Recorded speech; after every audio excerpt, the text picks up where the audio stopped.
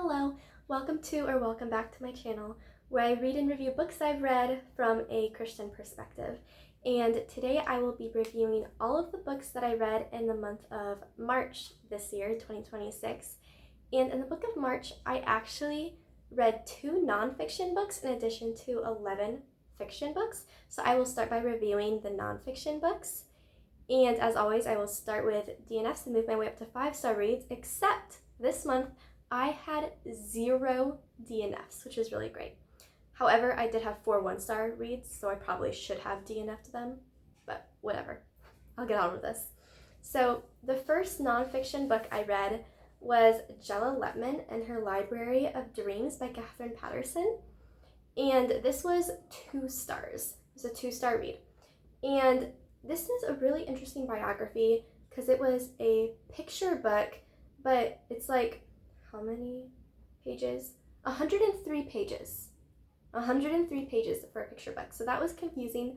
I don't know who the market audience was for this book, but it was really interested because Jella Letman, she wanted every child to have access to children's books, which I think is a really noble goal.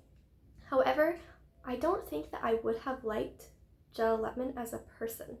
She just seemed very to have a very abrasive personality, which is fine. I just don't think we would have been friends. And there was one concerning statement made in this book where Katherine Paterson, she mentions that Hitler promised the German public to abolish all the Jews, and that is false. That is blatantly false.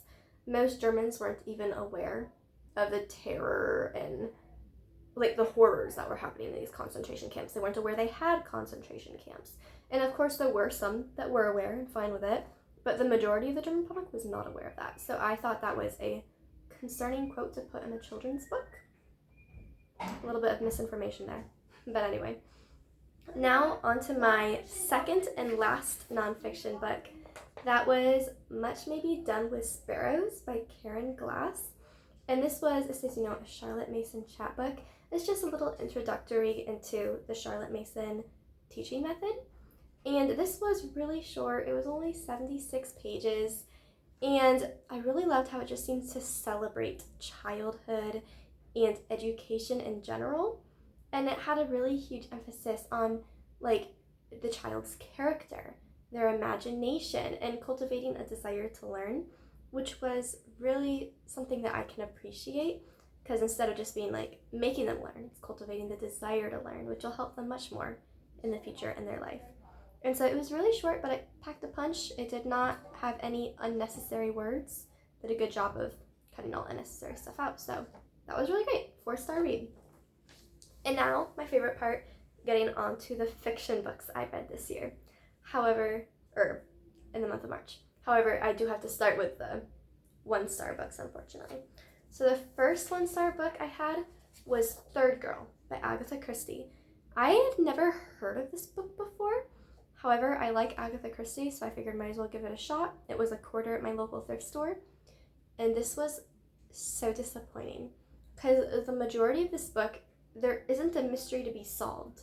It's just Hercule Poirot, or whatever his French name is pronounced, just trying to find a mystery. He thinks there's a mystery that needs to be solved, and so he's searching for it. And that was boring. That was really boring. But then also there was a lot of content in this book that I wasn't happy with. I wrote the content on the back of this paper. So there was, murder, mentions of affairs. There was substance abuse, lots of suicidal thoughts that were happening, and poor language. There's quite a bit of poor language, actually. And then also something that I thought was completely unnecessary is to show the character of these cool college kids that are really artsy. He goes and he sees this girl posing for a portrait, and he's like, oh, what is she posing at? And they're like, oh, she's posing as a girl demanding for an abortion. And I was like, this is an adult book. However, I don't think it was necessary because I don't think it was important to the overall plot.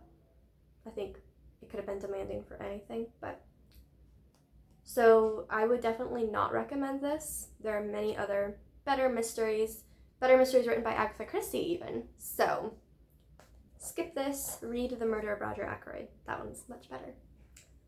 And then I had another 1-star read, and unfortunately that was Rapunzel's Gambit by Mary Meekum. Sorry, this is the only picture I could find in the All That Glimmers series.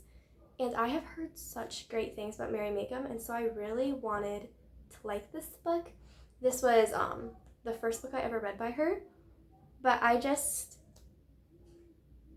couldn't do it. It was so... First off, the main character, Rapunzel, was really annoying.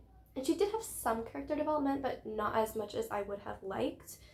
And then also, the way the book ended, I did not like. And I cannot say how it ended because that would be a huge spoiler, obviously.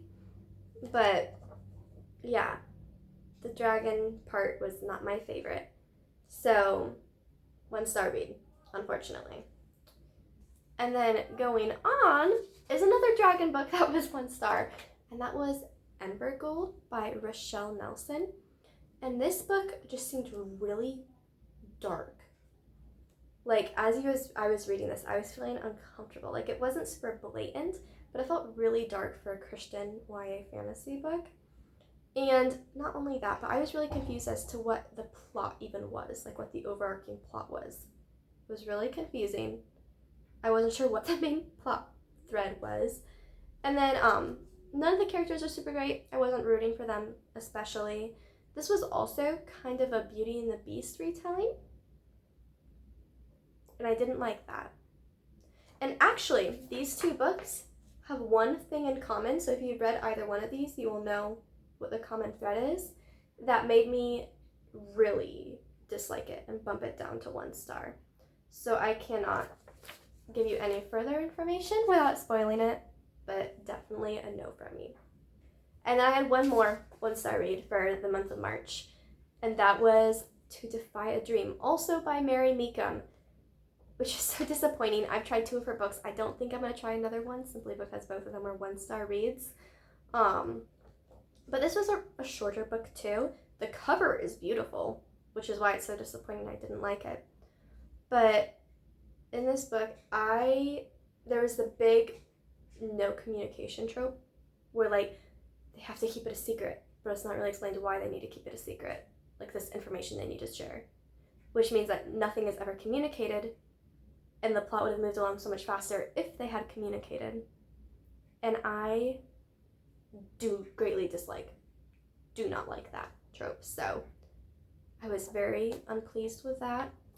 And also, the plot was just very predictable. So, I knew what the plot twist was going to be, which is always disappointing. So, 1 star for me. And then on to my 2-star book, and I had 1 2-star book. And that was To Ensnare a Prince by Melanie Sellier. And this book was really disappointing because usually I love Melanie Sellier. She is one of my favorite fairy tale retelling authors. I love her books so much, but in this one, I just did not like Natalie. She seemed like very annoying, and she was rather selfish, really. Many of her thought processes were what helps me the most, what will help me accomplish my goal, and she rarely, if ever, thought about what others needed and wanted, which was so disappointing. It made it so I couldn't really root for her. And then the love interest, Luca, was just kind of your stereotypical vanilla prince, and so yeah, he was fine. I didn't have any qualms against him or anything, but Natalie, I just couldn't do it. She was not great. But it was also a Melanie Sellier book, so I liked it. And the plot was interesting. I will mention that. The plot was what kept me going, so that's why it's a 2-star instead of a 1-star. And now on to my 3-star reads. I had 2 3-star reads. The first one was Mitzi Buttonwood by Edna Beeler. Not sure how that last name's pronounced. And this book was a little bit boring, but the illustrations were so cute. And so because of the illustrations alone, I bumped it up to 3 stars instead of a 2-star read. There was no questionable content. It was just very moralistic stories. And this book is out of print now, So I don't know where our family got our copy, but we had a copy and I read it. So not something super must readable, so I understand why it's out of print, but that was one of my 3 stars. And then the next one was Keeper of the Lost Cities, the graphic novel, part 2. I have been reading this series as it comes out. I started reading this series when I was, I think, 12, and I'm almost 18 now. So that is a little bit ridiculous that it's still not over. But anyway, I read this book, and I mean, it was a very familiar plot. I didn't think they missed anything. And I did think the illustrations were better in part 2 as opposed to part 1. However, the illustrations still weren't super great. So 3-star read. And then also I'm really bothered as to why part 1 and part 2 of the first book don't have the same illustrator. Because I don't own either one, but if I wanted to, I would want the illustrators to have been the same. So that really bothers me. So 3-star reads, it was fine.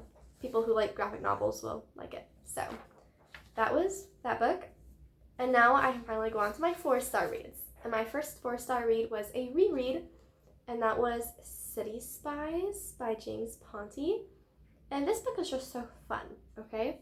So I read this for the first time last year in 2025, and I decided that I wanted to read it as a read aloud to some of my younger siblings because I thought they would really love it. And they did find it really fun and enjoyed it. And so you do have to hold like your unbelief sometimes. Sometimes you just have to accept things that are going on because certain scenes are rather unbelievable. However, it was still really fun and it would be great for kids.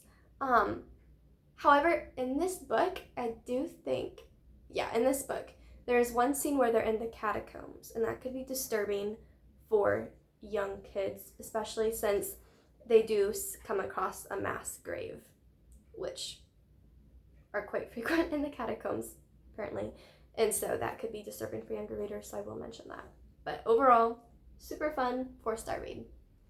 And then I had another 4-star read. I had a total of 4 4-star reads in the month of March, which is pretty great. And that was Our Mistaken Identity by Ariana Tosado. And if you follow booktubers at all online, you have probably come across Ariana Tosado's videos where she is like, read my books, please. And so when she first published this book, she was actually only 17, which is pretty impressive. It's a pretty interesting plot line, and the basic gist of the plot is this girl, her father is a sorcerer, and there's these people who are hunting sorcerers because they want them all to, they think sorcerers are evil. And so her mom decides to hide her in a school that specifically trains the people who hunt sorcerers. And so the main girl obviously is not super impressed with that, but she goes along with it. And with sorcery, you kind of have to be a little bit careful, but I thought it was fine. It just seemed like she could have used the word fairy or magician or any other magical phrase and it would have been the same. So overall, really quick, fun read, and I will probably continue the series. However, I haven't gotten around to continuing it yet, so I don't know when or if that will ever happen. And then my other 4-star read was really fun, and that was The Curious Inheritance of Blakely House, right? Yeah, by Joanna Davidson Politano. Yeah. So this book was really fun. It was like a steampunk book, and I think I just really like that because I also read the book A Lady's Guide to Marvels and Misadventure by Angela Bell, and that one also had steampunk elements, and I just think it's really fun. I think also the book Cinder also has steampunk elements, and I just really do like those elements. I think they are very interesting in the story, and so I did like that. There was a little bit of a mystery in this story too, which kept me intrigued and invested. There was lots of like gadgets and inventions, and I do, like I said, I love that little steampunk element. And the main character, she gets this mysterious letter telling her that she has inherited Blakely House. And so she ends up going to Blakely House to claim her inheritance, only to find out that it's not as simple as that, obviously, because there's a whole big old book about it. But overall, very interesting. I thought I really liked it. I liked the romance too. I mean, I wasn't super invested in the romance, but it was fine. Nothing concerning about it. And I didn't mark down any content in here, so I cannot remember if there was any bad content in here, unfortunately. But you can probably find a content review on Goodreads if you needed to. And now finally, we are on to my 5-star read for the book of March. And it is A Little Princess by Frances Hodgson Burnett. And I love this book so much. I mean, Frances Hodgson Burnett, she did such a beautiful job writing this story. And Sarah Crewe is such an amazing main character because you really feel for her. You're rooting for her. You want her to get her happily ever after. And I've always felt like A Little Princess is similar to the story Cinderella. And I love Cinderella. Cinderella is my favorite fairy tale. It is my favorite fairy tale to read retellings of. And so I loved it. And I feel like Sarah Crewe definitely tries to live to like the motto of the Disney live action Cinderella, have courage and be kind, which was my senior quote, by the way, because I love that quote so much. And so I love Sarah Crewe so much, and I love this book, and I can't believe I actually don't own a copy of this myself, but I need to because this book is amazing and wonderful, and you should definitely read it. So I read a total of 13 books, and I definitely didn't have some super wonderful ones, but then I did have some great ones, and so I'm very happy with that. And this will be probably my last video for a couple weeks because I'll be going on vacation and I will not be filming videos during that vacation. But I am so glad that you came and watched this whole video, so thank you for watching, and come next time for my April review video, and that should be fun. So again, thank you for watching. Bye!